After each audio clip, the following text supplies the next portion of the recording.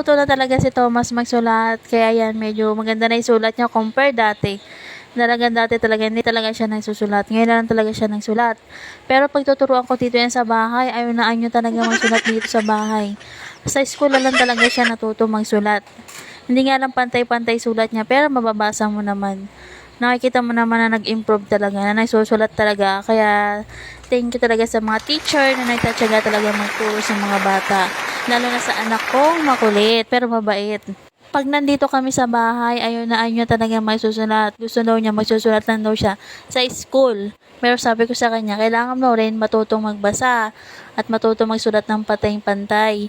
Naintindihan mo naman yung sulat niya pero hindi talaga minsan pantay-pantay yung sulat niya. Pero at least natututo na siya magsulat.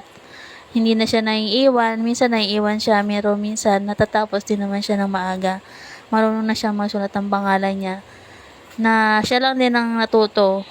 Kasi pag dito sa bahay yan, ayaw talaga niya magsulat. Kahit anong pilit ko. Kaya minsan hindi ko talaga siya pinipilit pag ayaw niya talaga magsulat. Pero makikita mo naman yan pag nasa school yan, ang dami niya nasusulat. Dito lang talaga sa bahay, ayaw niya talaga magsulat. Yun lang talaga yung kaibahan sa bata na yan.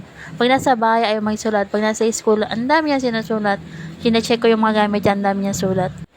Kaya, tuloy mo lang yan, Thomas. Sulat-sulat ka na mabuti. Kahit maiwan tayo sa school, okay lang yan, basta matuto ka.